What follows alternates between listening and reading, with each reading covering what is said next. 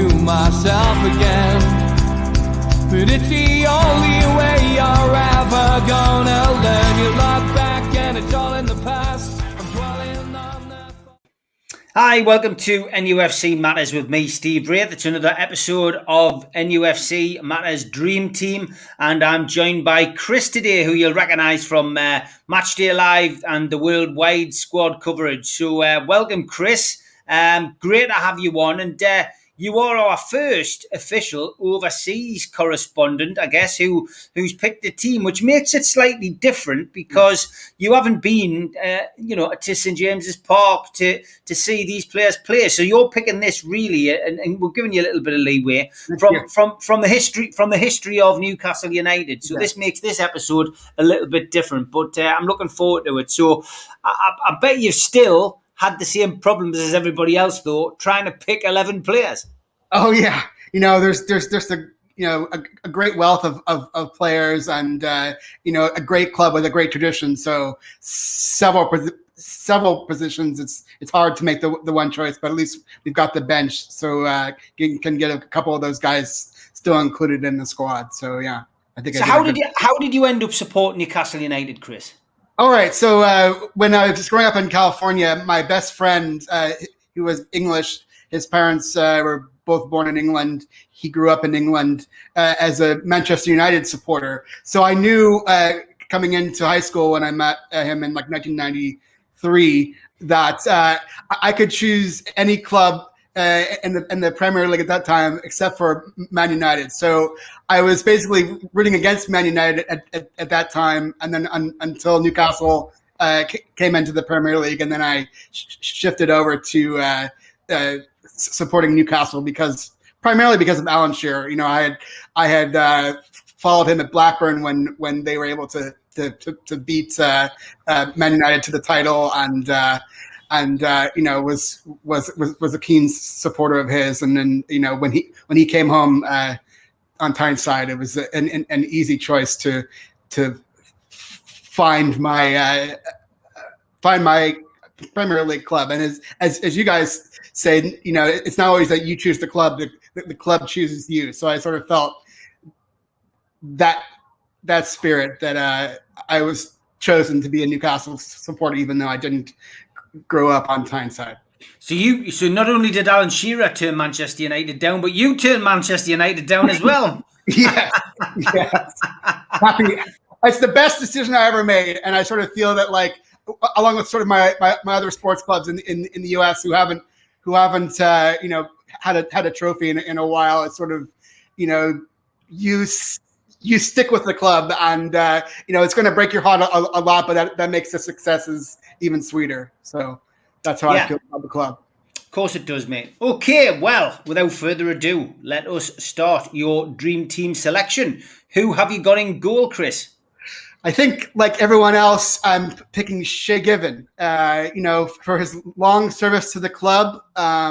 He wasn't the he didn't really have the ideal height for a goalie. He's only 6'1", but he was a superb shot blocker.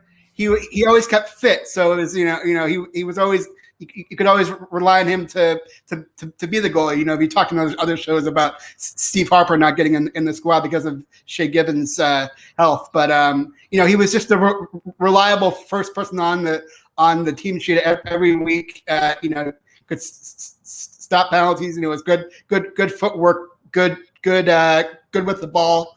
Just a long service to the club, and it was a shame to see him go after to Man City, but just an iconic keeper at the club. Yeah, top keeper. It's funny as well. The more we do of these, the more people say exactly the same. They point out the fact that he wasn't very tall for a goalkeeper, and a lot of people say that one of the longest serving players we had. But I think the other thing that comes up as well with other people's dream teams is a lot of people were a bit disappointed the way that he left the club. But for me, he'd given so many years service. Newcastle were awful I remember him conceding, was it 5 or 6 goals against Liverpool at one stage in a game at Gallagher, and awful. So I didn't blame Shea Given for leaving. And again, somebody I think who should have been given some kind of benefit game for the service that he gave. Sure. Just a total class player. And, I think as we go through my list, part of my selections are going to be, even after they've left the club, sort of the relationship that they keep with the club. And it's always, even if they only spend a couple of years on Tyneside, how they still keep up with the fans and sort of remember their service at the club fondly. Yeah. Okay. So are you playing a back 4? Are you going 3 at the back? Because that'll dictate, yes, I suppose, your next selection. So this is for entertainment purposes only, not necessarily the way that you'd actually put them on the field, but I'm going for a 3-4-3.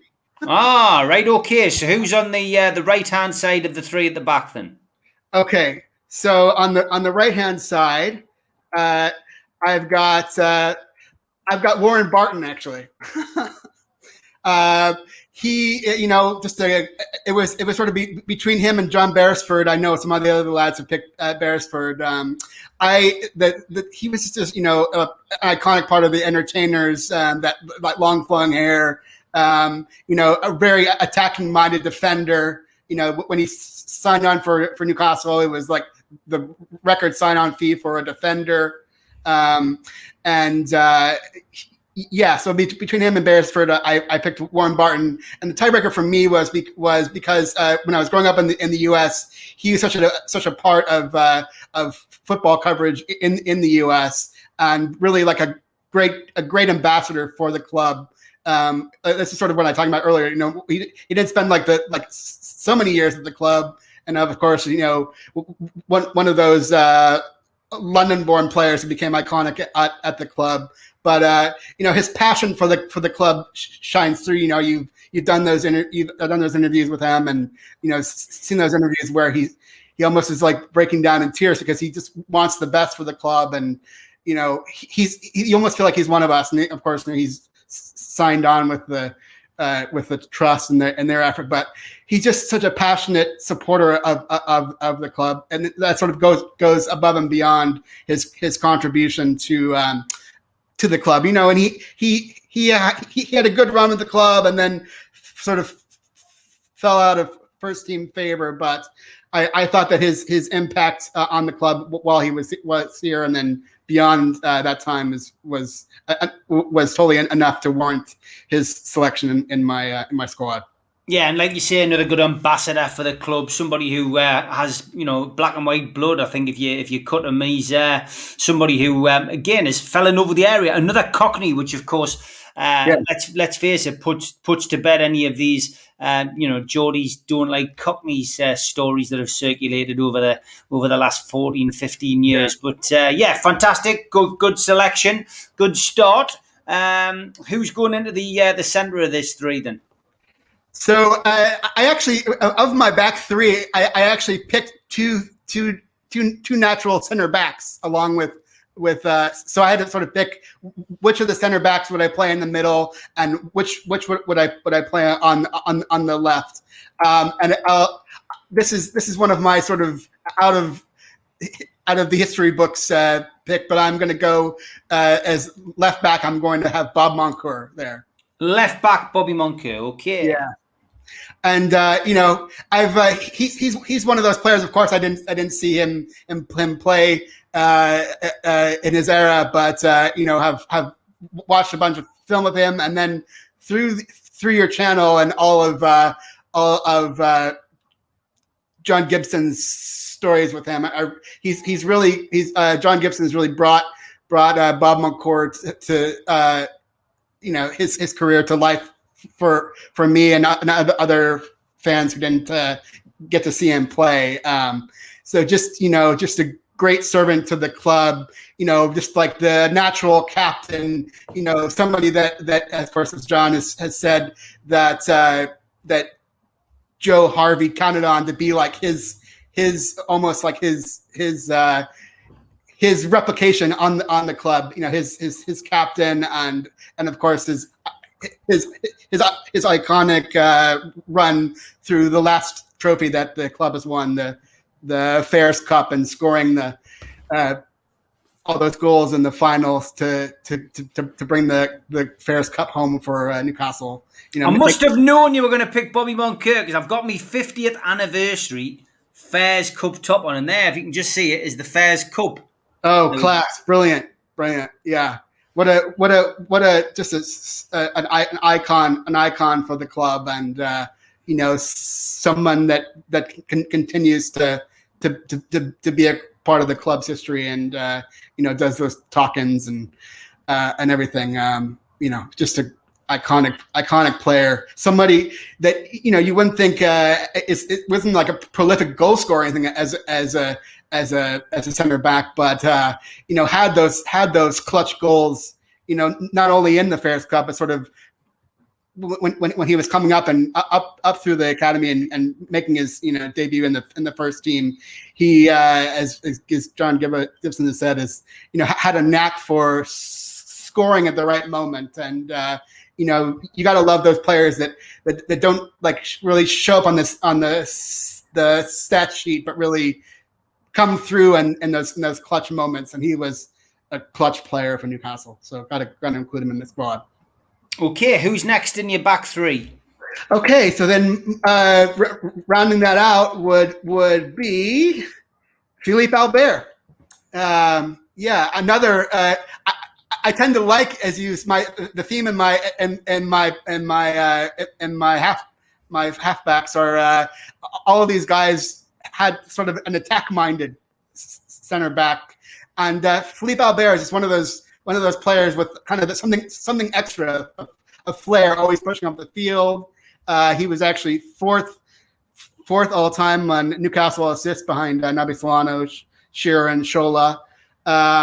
And just like one of the interesting ways that I saw when I was researching him, how he came to the club, he was, you know, he was playing well for Belgium in the World Cup, and the commentator for ITV, on the commentary for ITV, was Kevin Keegan. So Kevin Keegan saw this Philippe Albert playing for Belgium as like, I've found my center back, and of course signed him for the club, and then, you know, the rest is history, and, you know, so many great moments. Of course, everyone would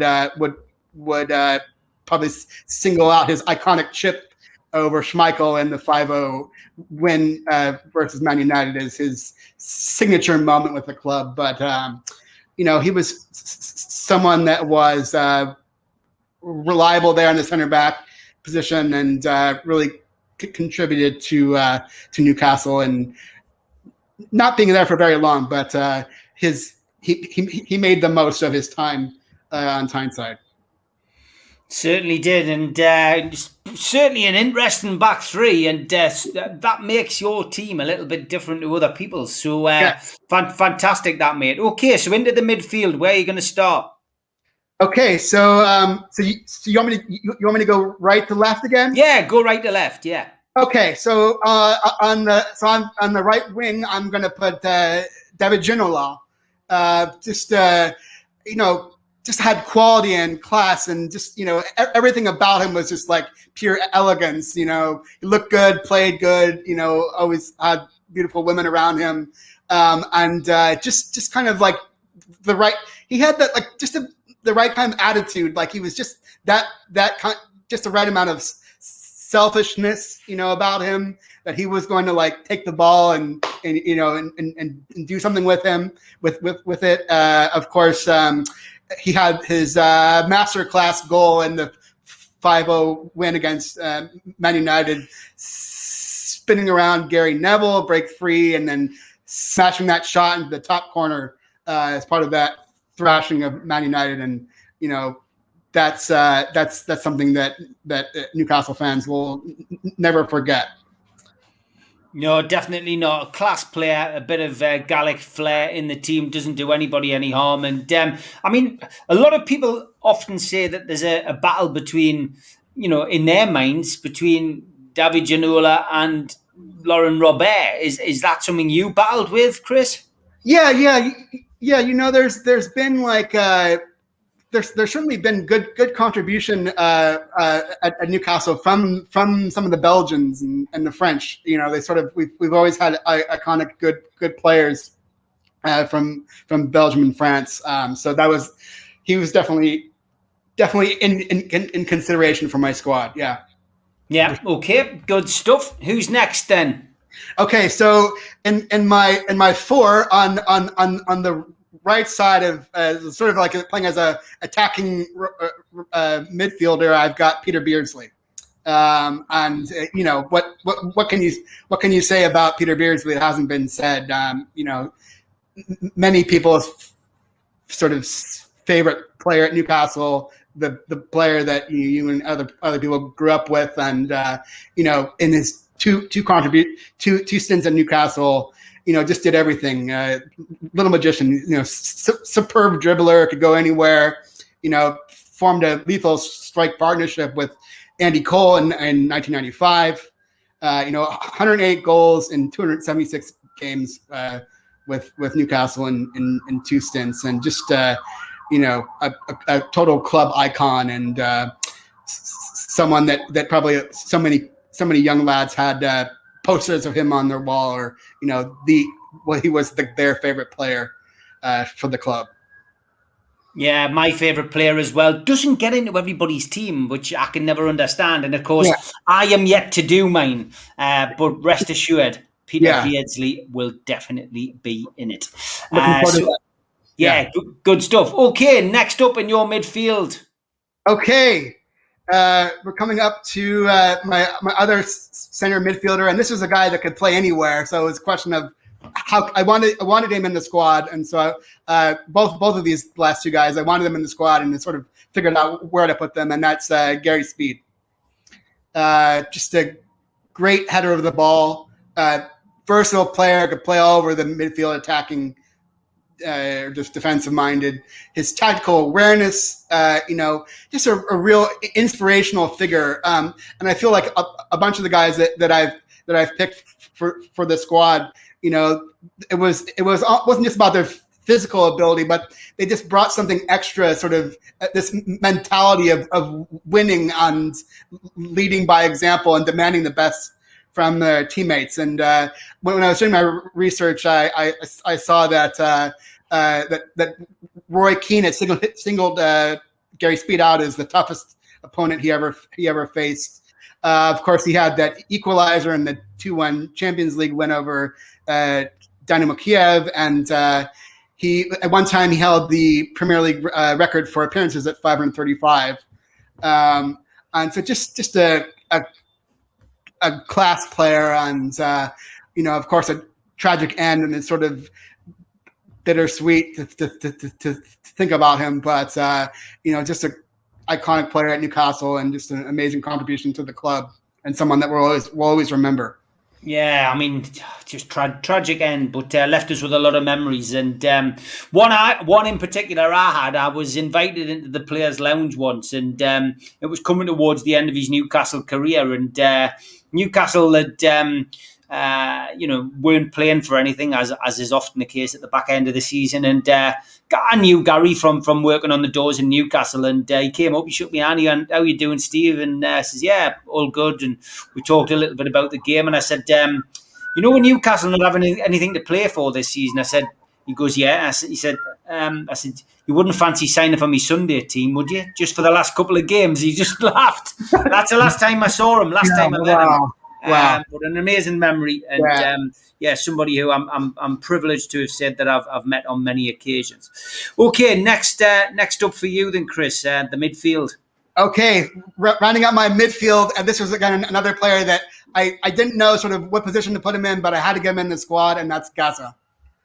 Just, you know, a supremo talent, maybe the best player ever to come through the Newcastle Academy.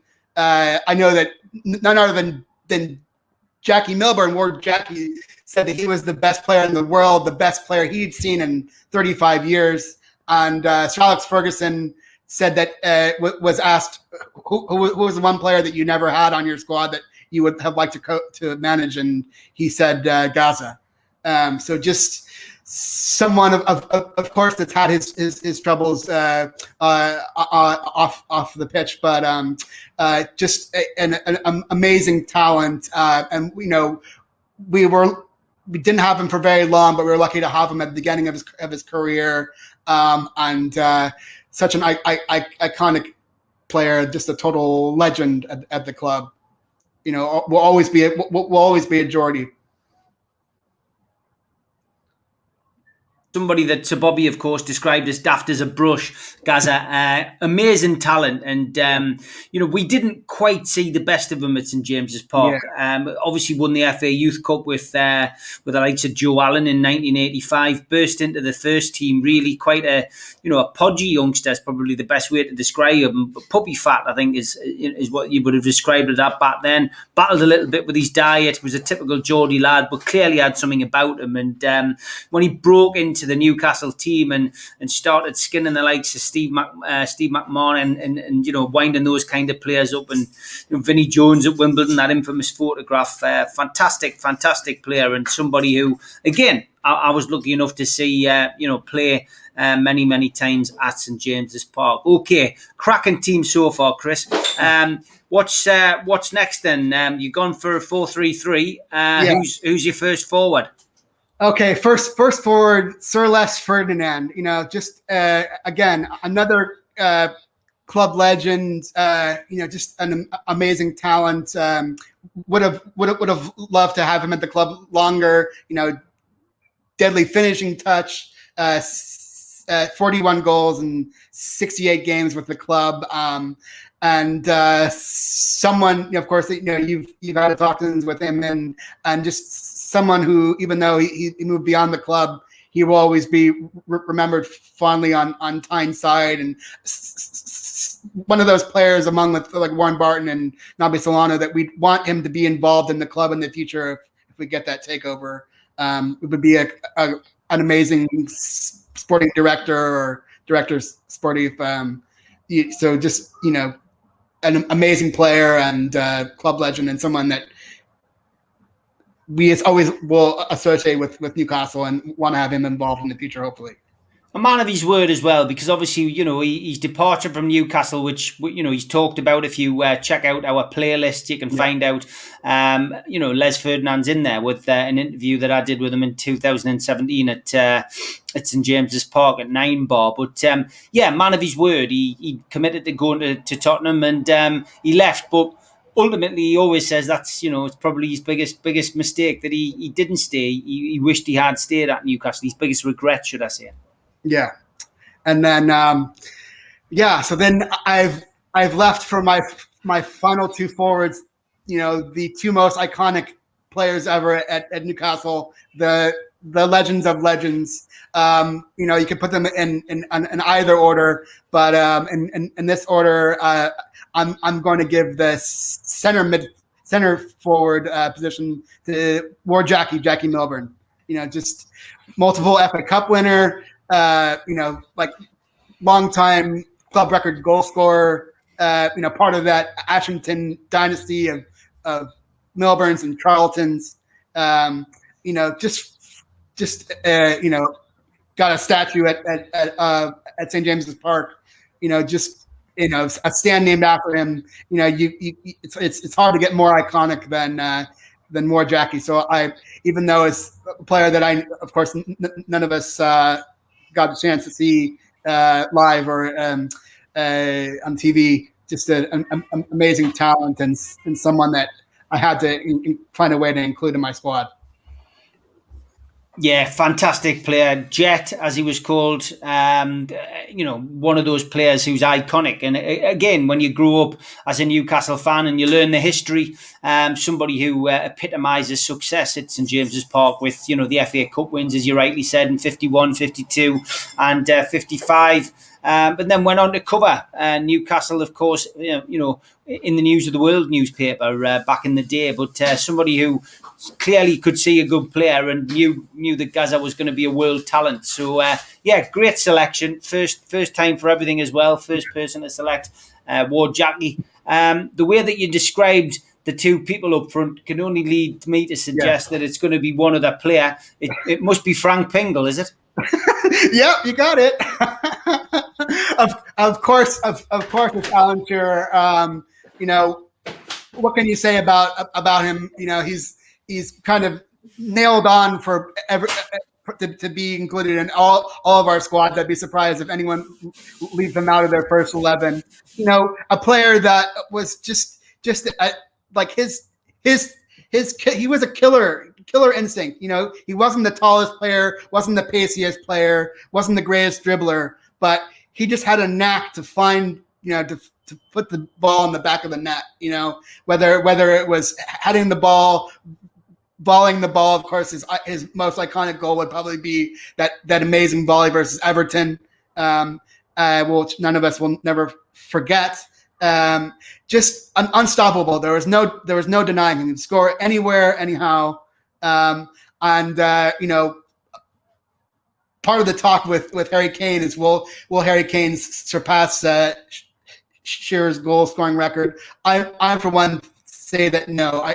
I think that Harry Kane will not surpass Shearer, and Shearer will remain the Premier League's all-time top scorer. He lost nearly 3 years to injury. He could have had, if he had stayed healthy those 3 years, he could have had like 75 to 100 more goals. It's just amazing to think how good he was. And then despite missing almost 3 seasons, if he had those 3 seasons, what more could how much more heights could Newcastle have reached? But what he did contribute to the club was, absolute legend. He'll always be probably the best striker ever at Newcastle or in the Premier League. Great 1 to 11. Some surprises in there certainly for me, but a great team nonetheless. 3 places on the bench. Then who have you gone for, Chris? Okay, so my first sub will be Rob Lee. He's someone that features in a lot of the other lads' first 11. So I needed to figure out. He deserved a place on my squad, even if it's coming as a sub. 10 years of service to the club and beyond. Real special player, special talent. One of those few Newcastle players that featured in the England squad. His hat trick against Antwerp and Newcastle's first European contest in 17 years. Iconic. One of as our Stato Andre has pointed out, he's one of the few Newcastle players to actually have been named Premier League Player of the Month. He was briefly made captain or dog leash, and that, of course, that didn't really end well for him under Hollett. But scored in the FA Cup semi-final versus Chelsea, and then, of course, his last goal in a 4-3 win against Man United. Just and then again, he's one of those players that even after retirement, in his retirement, well known to you, real loves to engage with the fans and be identified with Newcastle long after he's left the club, and just class individual, class player, someone that had to be on my squad even if he wasn't in the first 11. Okay, great stuff. Next substitute, Chris. All right, so here's where I'm going to give a nod to your just concluded show and put Supermac on the bench. So many iconic number 9s at Newcastle. He's somebody that and sort of on any other squad could have figured as your first choice striker for a dream team. Just an amazing goal scoring record. 187 appearances, 95 goals, like more than a goal every other game. Is that brace on his debut? What more can you say about Supermac? Just absolute legend status, and he continues to show every week on your channel why he's just an absolute iconic legend.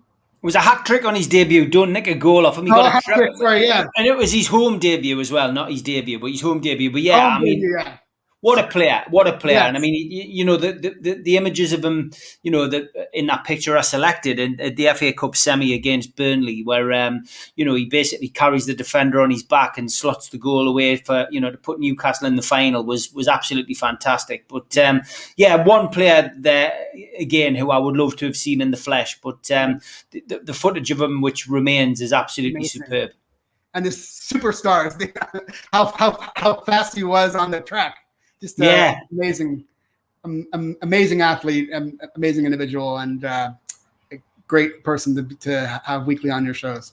Yeah, excellent stuff. Catch him with Gibbo each week, every Thursday night on the channel. And there's also some cracking interviews with them about the cup run, of course, in 76, the cup run in 74, and the finals, the subsequent finals. So well worth a watch in the playlists as well.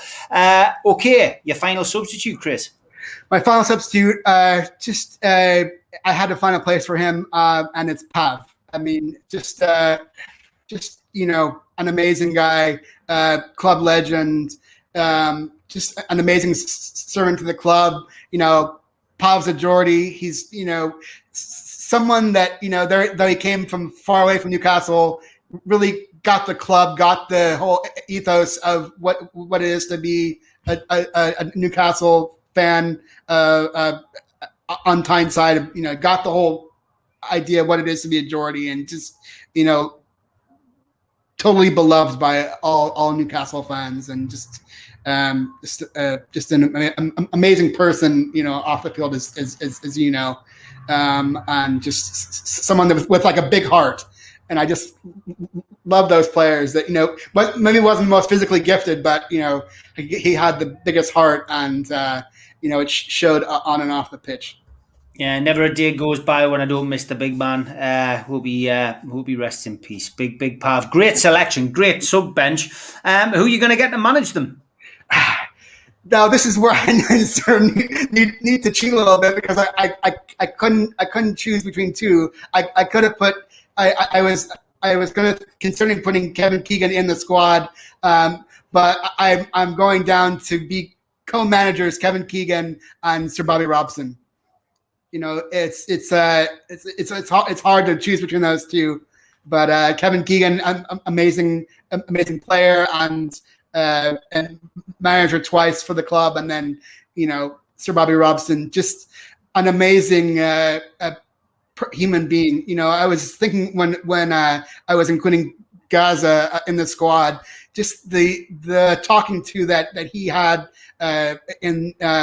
in the World Cup when Gaza was sent off, or knew that if England advanced to the final, that he wouldn't be a part of it because he'd gotten that yellow card. And the talking to that Sir Bobby Robson had with Gaza was just, I've seen like the isolated audio. It's just like a master class and how to be like a man manager, and to be sort of a father figure and a coach and a manager at the same time, and just exactly what Gaza needed in that sort of time of desperation. Sir Bobby Robson was there, and he is just an icon for the club. Yeah, fantastic that, Chris. Great lineup, great team, and one which I think, again, most of our viewers would have loved to see him play. And I can imagine a lot of fun picking that, Chris. Yeah, I mean, it's a great club with a long, proud history. We've had some lean years, but the supporters, probably number one supporters in the country, a proud one club city, that cathedral on the hill that we all miss going to on Saturdays or Sundays, and let's hope that things continue to clear up, and that we can all be back in the St. James's Park, packing the stadium and singing those chants and songs and at full voice, and cheering on away the lads. Great stuff, Chris. Big shout out, as always, to our sponsors, Spider VPN, of course, who've been with us for many months now. For all your internet security, Google Spider VPN, and you can help protect your passwords and all your confidential files and folders on your computer. Also, a big shout out to skipsandbins.com, telephone 0800 25 45 25.3, email inquiries at skipsandbins.com, website www.skipsandbins.com. Easy, contract free, and pay as you go waste collection. Also, a big shout out to qtechshop.co.uk, the makers of pool tables and snooker tables and walls in Newcastle, and to Jab Signature. If you want to subscribe to the channel, hit the Newcastle Legends logo in the bottom right hand corner, and that's it. You can subscribe for free. Hit the thumbs up to like the channel and like the video, and click the share button to share the video to other Facebook, Twitter accounts, LinkedIn, whatever social media you have, and drop into the comment section as well to meet other like-minded Newcastle fans. Pop onto our shop, NUFCmatters.com. That is our website, and you can find t-shirts of a variety of shapes, sizes, colours and designs to tickle your fancy. Even a black and white Newcastle top with the NUFC Matters logo on. Always well worth a visit. Always new stuff going on. NUFCmatters.com. Chris, been an absolute pleasure, mate. Thanks for sharing your dream team. Take care, mate. Bye-bye. Thank you. Cheers.